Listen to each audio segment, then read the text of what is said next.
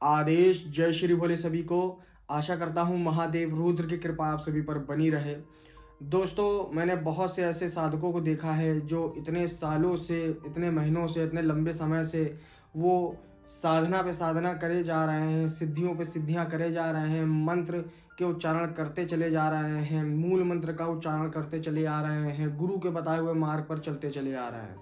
पर उनकी कभी दृष्टि खुलती ही नहीं है और ना उनको कभी सूक्ष्म जगत की चीज़ों के दर्शन होते हैं, ना कभी वो शक्तियों को देख पाते हैं, ना कभी शक्तियों से बात कर पाते हैं।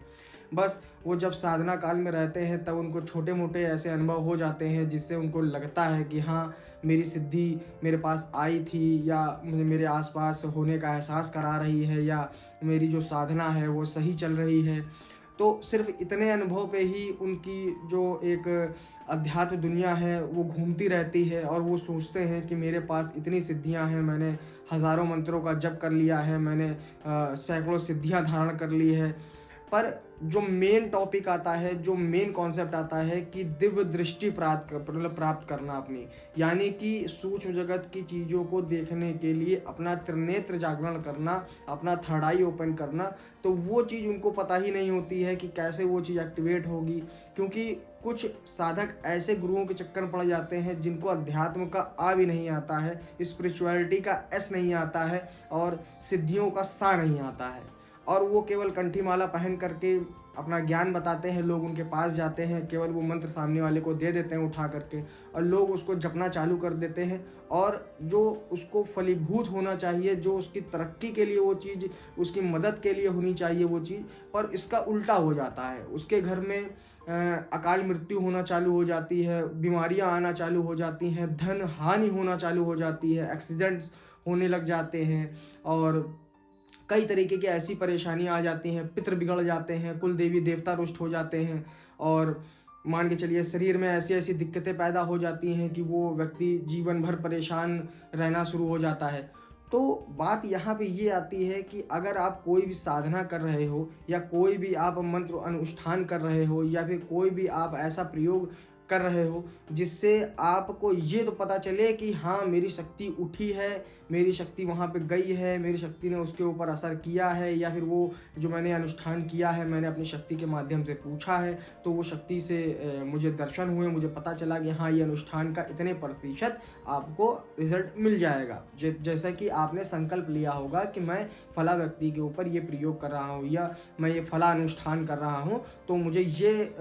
फल की प्राप्ति चाहिए। तो उसमें आपको सिद्धि बता देगी कि कितने प्रतिशत आपका ये अनुष्ठान या प्रयोग सफल हुआ है, तो उसके अकॉर्डिंग ही फिर आगे आप अनुष्ठान या प्रयोग को बढ़ाओगे, है ना। उसके बाद क्या होता है, लोग कहते हैं कि मेरी निगेटिविटी चेकिंग करनी है, या मेरे घर के पितरों के बारे में जानना है, या मेरे ऊपर क्या दिक्कतें हैं, या मेरे साथ ऐसा क्यों हो रहा है, मेरी जॉब क्यों नहीं लग रही है, मेरे घर में दिक्कतें क्यों आ रही है। तो उसमें क्या होता है, जिसको बोलते हैं स्कैनिंग करना, चेकिंग करना, तो वो दृष्टि के माध्यम चेक होता है। जैसे एक नॉर्मल डॉक्टर होता है, हम डॉक्टरों के पास जाते हैं, हॉस्पिटल क्लिनिक पे जाते हैं, तो डॉक्टर क्या करता है, एनालाइज करता है बॉडी को, देखता है, चेकअप करता है, रिपोर्ट के आधार पर देखता है, तो वो उसके अनुभव होते हैं, वो उसकी पढ़ाई करी होती है, उसने उसके साइंस को पढ़ा होता है, तो उसी आधार पे स्पिरिचुअल में चेकिंग होती है, स्कैनिंग होती है। तो जब स्कैनिंग करना ही आप लोगों को नहीं आता है, जब आप लोगों को चेकिंग करना ही नहीं आता है कि आपको दिक्कत क्या है, एक्चुअल में स्पिरिचुअल की दिक्कत, स्पिरिचुअलिटी की दिक्कत है, निगेटिविटी की दिक्कत है, या फिर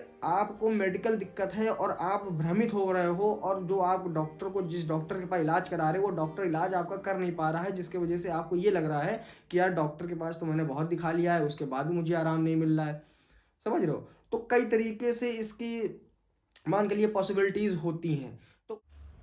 तो उसी आधार पे मैं आपको ये बताना चाहता हूँ कि स्कैनिंग सबसे पहला जो प्रथम चरण होता है। लोग जिस चीज़ के लिए परेशान होते हैं कि मैं अध्यात्म में आऊँगा तो मैं लोगों के विषय में जानकारी देना चालू कर दूंगा, लोगों के विषय में बताना चालू कर दूंगा, उनके अंदर की बातें बताना चालू कर दूंगा, और वो क्या खाते हैं, क्या पीते हैं, उनके घर के देवी देवता कौन से हैं, देवी देवताओं में कौन से बंधे हुए हैं, और उनके ऊपर कौन सी तांत्रिक ने कैसी मैली विद्या कर रखी है, घर में कितने प्रेत हैं, या फिर मंदिर में कितने प्रेत हैं, या फिर शरीर के ऊपर कितने प्रेत लदे हुए हैं, या घर में कितने प्रेत खुले घूम रहे हैं, या फिर आपके जो पितृ हैं वो बंधन में हैं, रुष्ट हैं और तृप्त हैं, प्रसन्न हैं, और आपके इष्ट की क्या क्या कृपा है, आपके जो और भी देवी देवता हैं जिनकी आप पूजन में आप आस्था रखते हो, जिनको प्रतिदिन आप भोग प्रसाद लगाते हो या पूजा धूप अगरबत्ती करते हो, तो उनकी क्या कृपा इनके ऊपर हो रही है।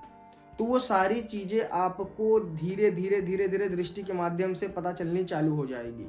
तो इसके लिए मैंने एक जो साधना है, दृष्टि पिशाच की साधना, हालांकि दृष्टि पिशाच नाम नहीं है, मैंने नाम इसका रख दिया है केवल दृष्टि पिशाच का, पर वो साधना पिशाच योनि की ही है। पर ये पिशाच क्या करता है कि ये आपकी बॉडी के अंदर स्थापित होता है। स्थापित होने के बाद आपके आज्ञा चक्र पे वो आपको कमांड देनी होती है। वो क्रिया आपको मैं जब ये साधना करवाऊंगा तब ये साधना मैं आपको पूर्ण रूप से इसकी जानकारी दे दूंगा कि इसको किस प्रकार से ग्रुप में करना है। तो ये जो दृष्टि पिशाच है ये क्या करेगा कि जब आप इसकी साधना करोगे तो साधना के बाद ये आपके बॉडी के अंदर स्थापित हो जाएगा। फिर आपको कुछ ऐसी क्रियाएं मैं बताऊंगा करने के लिए कि उसको आपको कमांड देनी पड़ेगी कि आप कुछ ऐसी अनुष्ठान के ज़रिए से कि आपका जो आज्ञा चक्र है वो उसके ऊपर स्थापित हो जाएगा। स्थापित होने के बाद जब भी आप किसी चीज़ के विषय में जानकारी प्राप्त करना चाहोगे, किसी विषय में कोई भी चीज़ पता लगाना चाहोगे, तो वो क्या करेगा कि आपको उस दृष्टि के माध्यम से, अपनी दृष्टि के माध्यम से आपके आज्ञा चक्र को वो क्या करेगा, पुश करेगा, या आज्ञा चक्र के माध्यम से ही उसमें आपको दर्शन देगा या दिखाएगा जो भी चीज़ आप पूछ रहे हो। तो ये इस तरीके का जो मेथड है, इसको शॉर्टकट तरीका बोलते हैं कि आपने सिद्धि के माध्यम से पता करना चालू कर दिया कि हम सामने वाले व्यक्ति के ऊपर क्या दिक्कत, क्या परेशानियां हैं। समझ गए। पर जो खुद की दृष्टि होती है, जो खुद के तपोबल से इकट्ठा की जाती है, खुद की मेहनत से इकट्ठा की जाती है और खुद के जाप से, अनुष्ठान से, भक्ति से जो प्राप्त की जाती है, वो दृष्टि अलग होती है। पर जो ये दृष्टि है, ये मान के चलिए कि आजकल जितने भी लोग गद्दी दरबार धाम लगा रहे हैं, इसी तरीके की शॉर्टकट ट्रिक अपना करके गद्दी दरबार चला रहे हैं। तो वो जो साधना है मैं आप लोगों को आप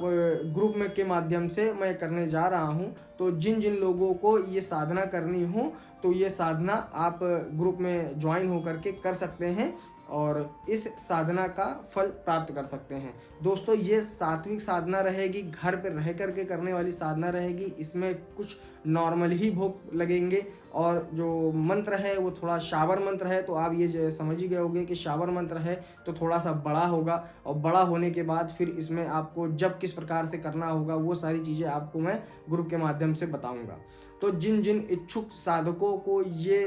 पिशाच साधना करनी है, जो आपकी दृष्टि